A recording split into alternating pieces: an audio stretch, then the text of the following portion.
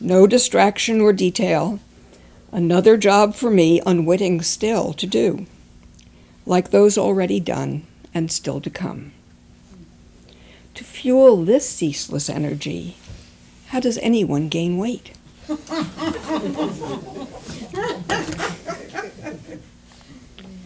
Aftermath.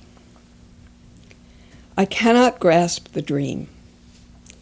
It slips from consciousness, elusive as a wisp of random mist, teasing with glimpses not quite seen, a game of hide and seek with invisible players. What lingers is the feeling, unidentified, but haunting all day into the night, slowing my hand as I reach for the light.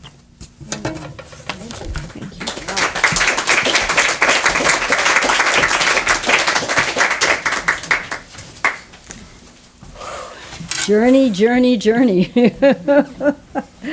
I remember writing something about a sore that I had on my knuckle and how long it took to heal. And I was conscious of it as it was healing, and the poem was forming as it was very interesting.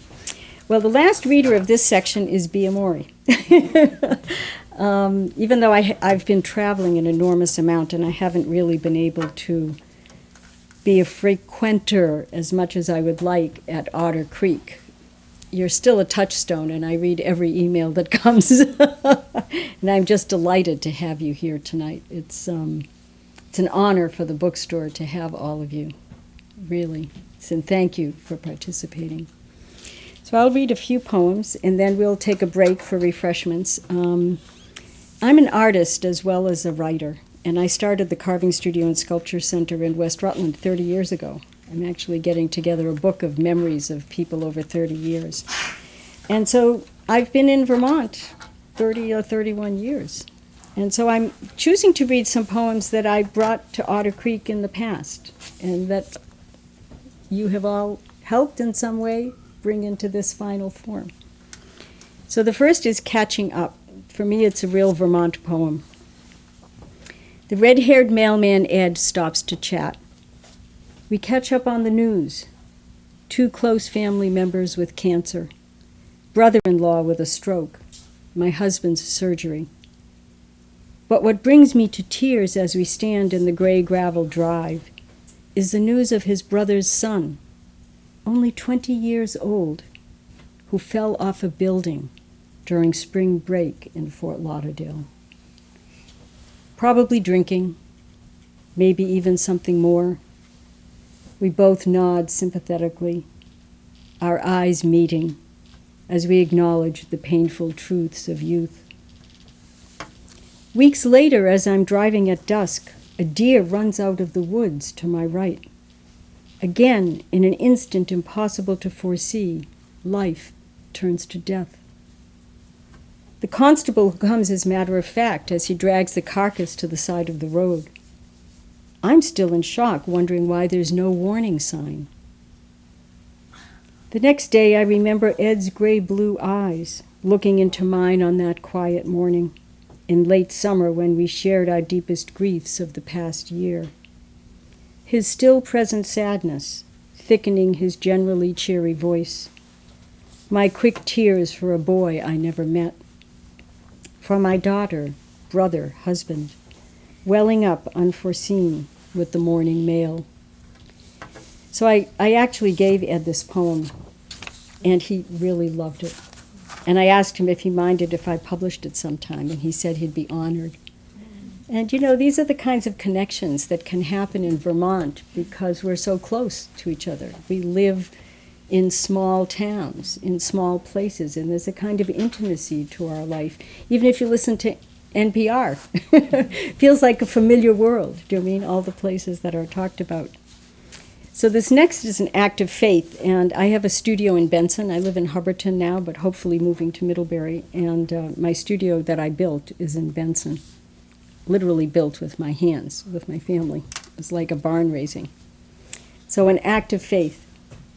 This daily push to the frigid studio, turning on the heat, starting a fire in the old square-boxed stove, veteran of uncounted winters, slow warming of the flesh and psyche as waves of heat permeate to bone. By the time the largest logs have caught, I'm almost ready to begin again, the hopeful exercise of the day, what some call child's play, creation, or daily art practice. Like a roomy poem, the work spreads before me, and I take it up in the spirit of the poet meeting the lover. A patient search for just the right touch that will animate the common elements of objects, paint and paper. Searching, reaching, entering the deep spirit of effort to transmute the dross of every day into what a friend calls art with a capital A. By dark, the fire has lost its spark, and I move to bank the coals, storing up some heat for the night ahead. Both filled and emptied by hours of work, the spirit stretched and flexed in unexpected ways, the ever-present open questions await the return of another day. I think being an artist or a poet is the same. It's like a big question all the time. So I was going to read this, but when you read your poem about the owl, I had to read this poem about a red cardinal that would visit me throughout a whole winter. And it's called Loath to Leave, because although I travel a huge amount, I'm always reluctant to leave. So, hermit winter holds me hostage. Drifted snow muffles the scrape of the plow. Solitary, the regal red cardinal visits the weeping cherry every frosty morning, fluttering against the long length of glass before settling on his curved perch to take a long look at the wooded house where humans dwell in warmth. Sometimes I stand in the doorway, attempting to return his call. He sits motionless, staring at me, eye to eye, not moving.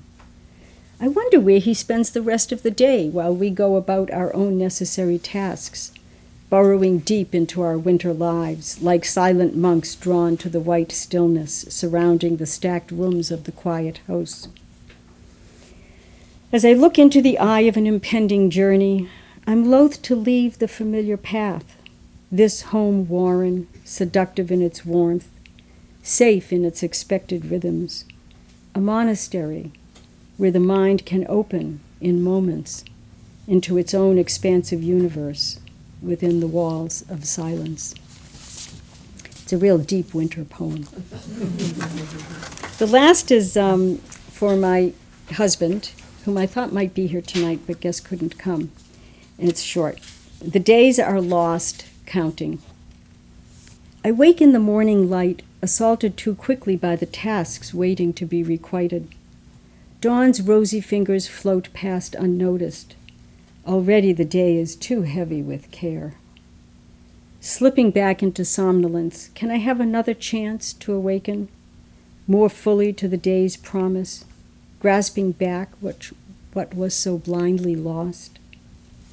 An openness stretching before me like fields of snow as far as meets the gaze, the curtain of sky still bestowing softly falling flakes. Can this moment be the true awakening, my breath merging with yours as we lie silent in the soft shadows? Can I be with you as steadily as the descending snow, an accumulation of mornings mounding around us, our forms fitting the sculpture of our lives as simply as this?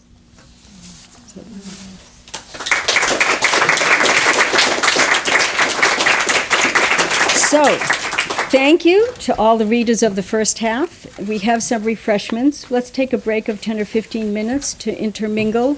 If anyone has come in late and plans to read, just give me your name and bio, and then we'll reconvene. 10 or 15 minutes, I'll ring a bell or something. Okay? Well, our first reader of this second section is Ray Hudson, who is also one of the mainstays. I would say that after David, Ray is the one who really keeps things together. Come on, Ray, you're so humble. Ray has published poems in several journals, including Ice Flow, International Poetry of the Far North.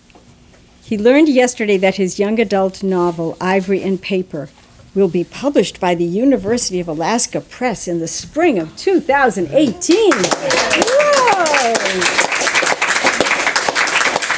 How exciting! Well, let's celebrate you. Come up. That's great, Ray. Thanks, Bea. We're often told we're supposed to write about things we know about, as I'm going to read a poem about something I know nothing about, gardening. It's called Lessons from a Master Gardener. I'm learning too much, too quickly about you. Your pulse builds a small tent where seedlings breathe the saturated air. Your hands have 1,000 eyes. Feed the soil, you said, the way you feed dreams, but my gloved hands remained blind. Heat and moisture kill seeds, but the young require both. Harvest in the morning, and don't expect asparagus to make sense. I need to step back. I'll go back to buying what I need at the co-op, edible roots from local farms, organic grains, and magical cures in cobalt bottles. I understand staggered harvest planting, but to transplant only on cloudy days or at dusk. At dusk, I've better things to do.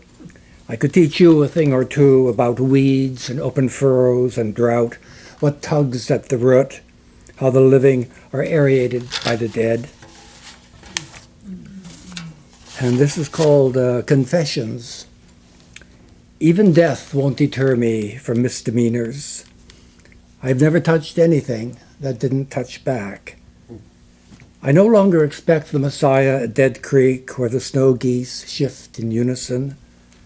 I am baptized repeatedly by every small thing. And the last one, a bird at the feeder. I try to see it without naming it, as it blushes across its body, beak to tail, a body of enameled shell, a feathered cross-hatching, slipping from the air to the feeder and balancing at the edge of my tongue. On the rose finch, house finch, there, I've said it. The breast feathers smolder like dried blood. Terrified his latest poem would be his last, the kick, the rush, before a frenzied paralysis set in, from which he clawed his way back time after time, as the costs mounted until they equaled everything he had lost, and the last poem became the last. Take what he left and be grateful for what we have. To say it, to name it, before it slips away, to capture it in syllables, squat, disfigured, lingering at the door of consciousness, my changeling, myself, becoming something else as the temperature falls and the birds at the feeder sense something is about to blossom against all odds, and does, and does. Thank you.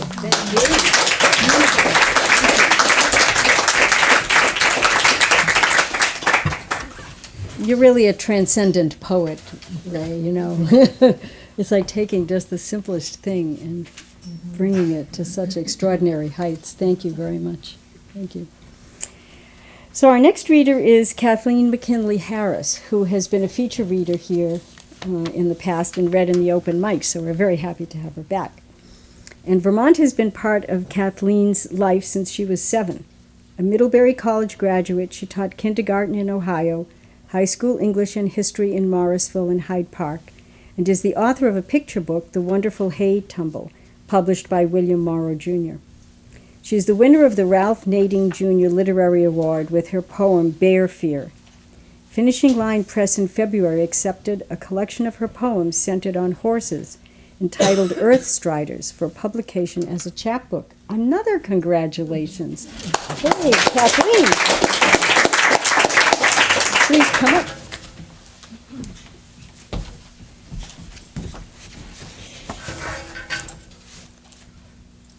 I'm thinking of my grandchildren and my daughter with this particular poem because it centers on my daughter, Susanna. And it's one of the horse ones in the book to come out.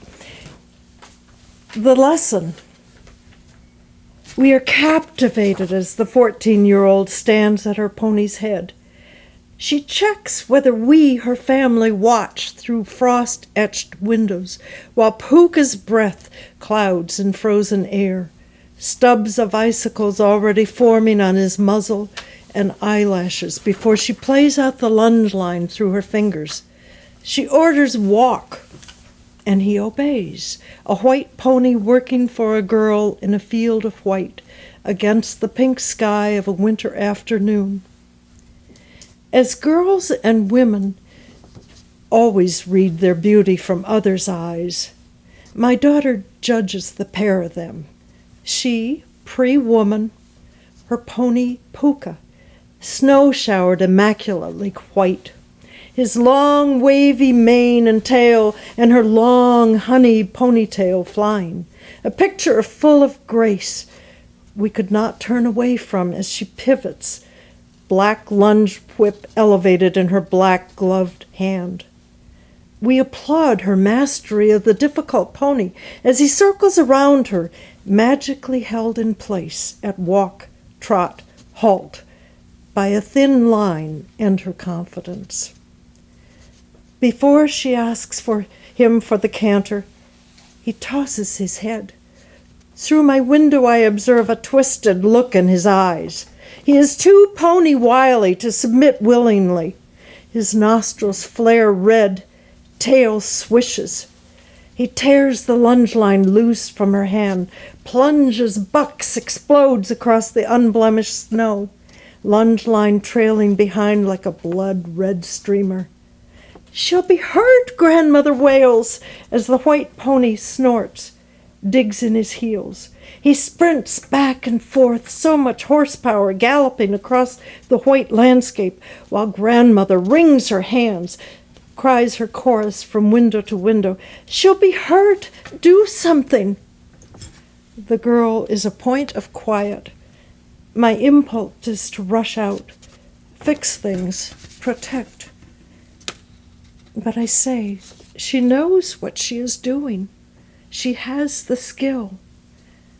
And grandfather, my dad, stands beside me. Do not let them be afraid to live their lives.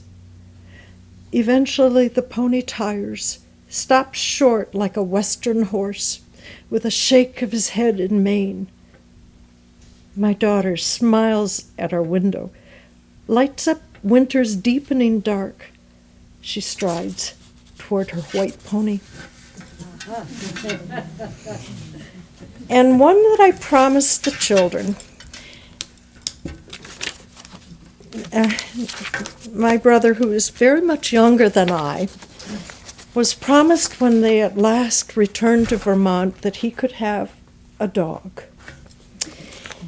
And so, and I'm much, much older than my brother, when my parents were out of town, he was reading ads and he saw a dog, a Malamute in, I don't know, Colchester, Essex Junction, something, and persuaded me that we had to drive down. And he said, "It is the dog."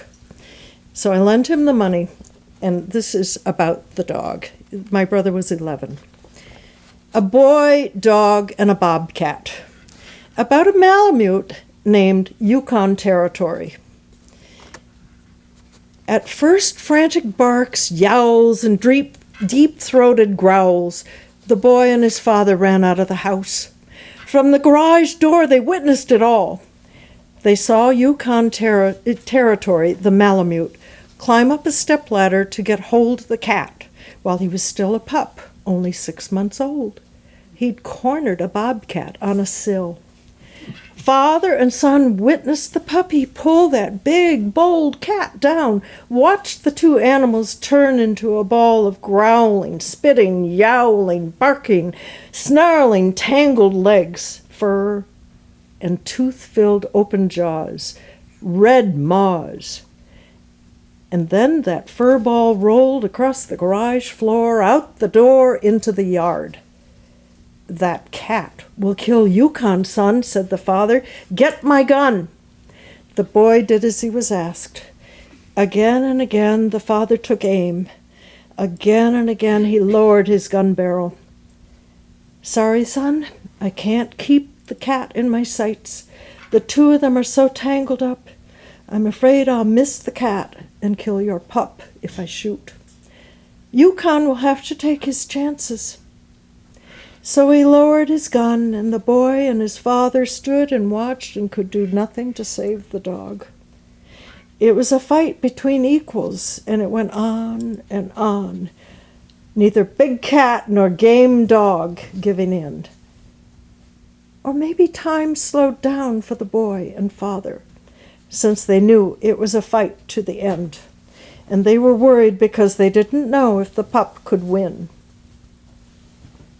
But when the yowls and howls stopped, the big cat lay still, and Yukon had won, although the dog didn't know the duel was done, for the boy couldn't call his dog off to save the cat's tufted ears and collect the bounty Yukon rightly deserved. The boy thought he'd put the bounty money toward the debt he owed for his dog. At last Yukon drew back from his kill.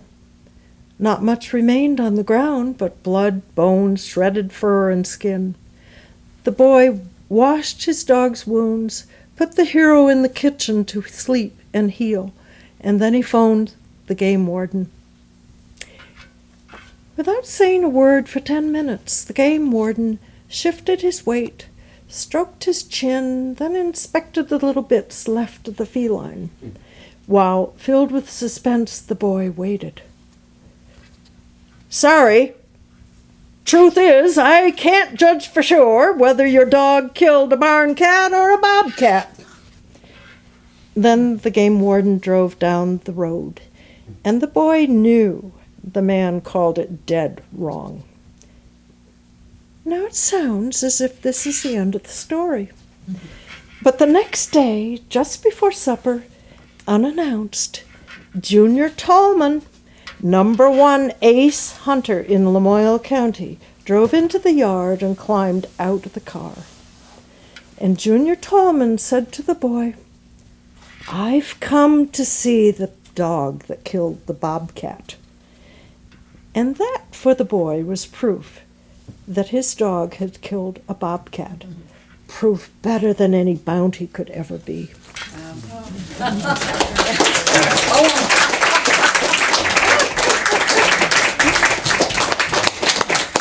It's like a short story in 3 minutes. That's quite a story. Quite a story. True, a bobcat. Puppy killed a bobcat. Unbelievable. Really Imagine incredible. how proud that little brother was. Oh my God. Proud enough that you noticed to write a big long poem about it. So our next reader is Patricia LeBon-Herb. She has a bachelor's degree from Minneapolis College of Art and Design and the Academy of Fine Arts in Antwerp, Belgium. Well, how did I know this? Another fellow artist I didn't even really know. She worked as a graphic designer for university publications in Madison, Wisconsin, and now runs a bed and breakfast in Middlebury, Vermont. She's a fine arts painter and aspiring poet and has had one poem published on poetrylovers.org. This is her first poetry reading. Oh, what a wonderful place to debut. We're honored. Patricia is an enrolled member of the Sault Ste. Marie tribe of Chippewa Indians. Let's welcome Patricia for her first reading.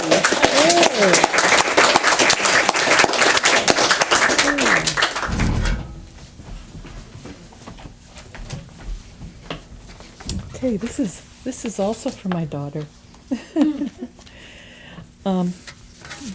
Baby in Army. Can everybody hear me? Because I have a soft voice. Well, I can speak up a little later. Okay.